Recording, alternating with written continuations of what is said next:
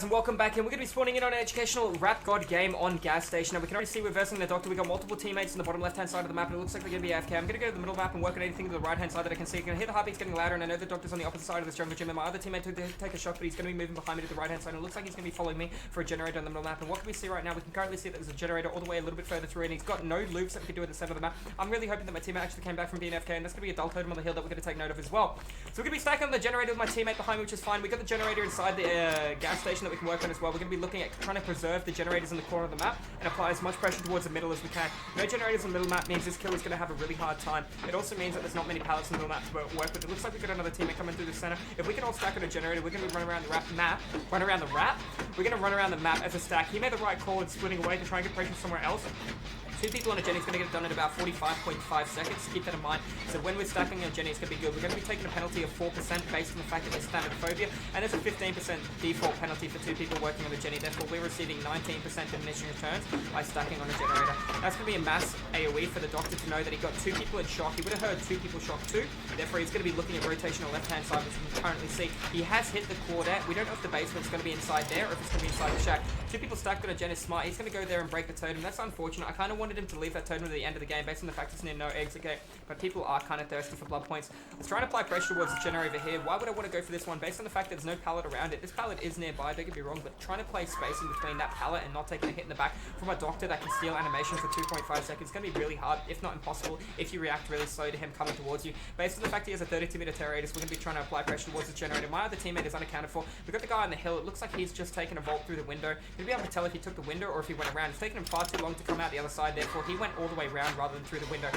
I'm not sure why he did, based on the fact the bus is currently open. How do I know the bus is open? By looking at it from the back. He was actually plundering a chest. That's what he was doing. He originally had a toolbox. What does he have in his hands now? He has a toolbox as well. You gotta remember that whatever he went over there for, it took him a little bit of time. I don't know what. Maybe he was tying his shoelace. I have no idea. So we've got one stack of Thanatophobia, which is fine. It looks like the guy is in tier 3. Doctor might be going for a shock mind game plan, and he will have access to Dead Hard. I kind of want to know where the basement is too. I might run over there and take down, get down Mr.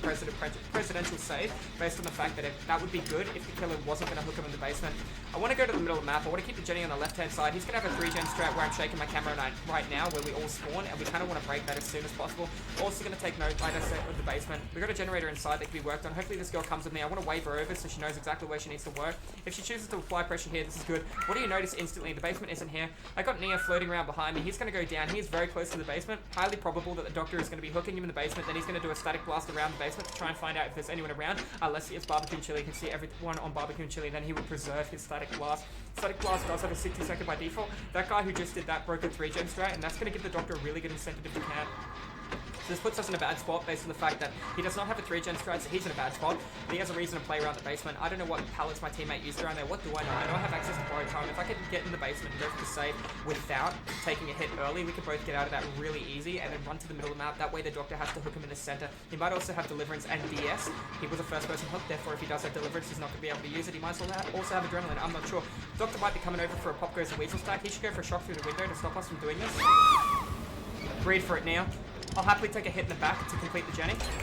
I'm going to sidestep that and go all the way around here. He took a lunge hit through the pallet, which is actually really good for Nia. I'm going to let her loot this if she chooses to. I'm going to go all the way over to the bus if he decides to come behind me. And it looks like he is not. He's going to go for sidestepping back to the basement. I'm going to make sure he sees me run further past here. He's not actually going to be chasing me. My teammate is not going to be coming in for the save, most likely. Looking for the adrenaline play. The doctor is not going to be playing around the basement, which is kind of interesting. I'm happy to give him a sound notification to let him know to come back to the basement. That way my teammate is going to have access to borrowed time as well, based on the fact that the killer needs to be within a heartbeat. We're going to wait a couple of seconds. It looks like this guy is here, so we're going to stack and go for the group heal in the basement. It'll be the correct play, but it looks like my teammate was going to be going for the adrenaline play rather than going for the stacked heal. I'm going to wait here and go for fast wall over the window, but he could be coming in using his abilities, so I can be mindful of that. It looks like Nia's going to be taking a hit, and she's injured in the middle of the map, going for a little bit of a spin. She's going to have to make a really good play to keep the doctor off the back, but we're going to be able to come in behind her and try and take the body block if we need to, but that's going to be unfortunate. She could not make it to the basement in time. I'm going to go for a really quick unhooked save for her, based on the fact that I have borrowed time, and I have a really good window to work with here.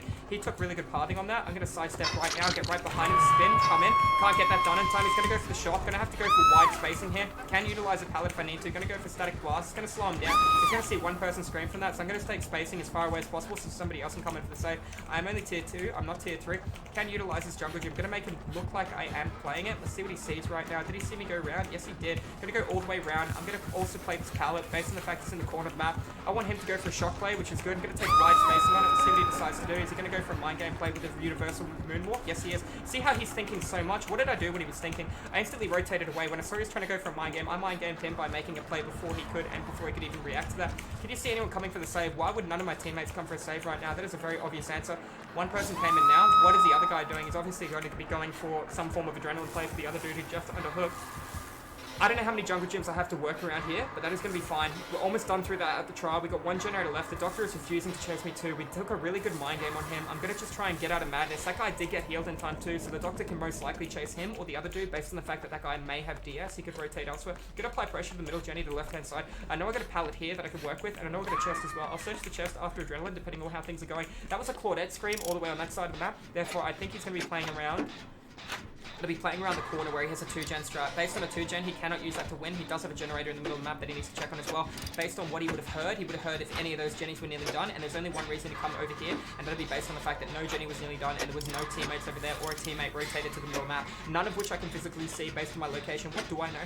I know I have an obsession, and the obsession is not in chase. The obsession is not in chase, and he's not healing anyone. He's most likely working on a generator. The girl to my left is not the obsession. Did you hear that as well? That sounded like a Nia. Therefore, we've got a Nia through the wall searching the chest. She did have a toolbox. She did go around and break a couple of totems. That's solo queue random for you, so we know that if she comes in here with a toolbox, she left something in there. Or if she comes in here with a medkit, she left a toolbox. Now, why does she still have the same toolbox unless she plundered out a different toolbox? I will be able to make a play for the toolbox as well. I'm going to do that early, that way I don't waste my adrenaline all the way across the board. So she found a medkit. It's actually a cute medkit. Allowed me to heal once. This guy is going to take an adrenaline too, so he's going to get good spacing between the killer and himself. But this does activate no one for the killer if he does have it. Therefore, preserving the jungle gym or preserving the totem on the hill would have been a really good play. We do not know where he is. His smartest play right now would be static blast. He does not have no one. I'm going to prep the door to 99%, and then we're going to come in and try and take a hit from my teammate. So another dull totem. Not going to worry about it either. I'm not going to get too much boldness for this as well. I got a lot of objective though that I can keep in mind. He got 3 people on the static blast. He knows where multiple targets are. Not knowing where I am, he could probably be indecisive and try and look for me as well. But he doesn't have an instant down, so most likely he's going to be committing to a channel. He's going to be committing to a tunnel after that one player that he's currently chasing right now, based on the fact he won't have DS activated. If he did have DS, I meant to 99 that was an accident. She's going to be breaking hooks for additional blood points.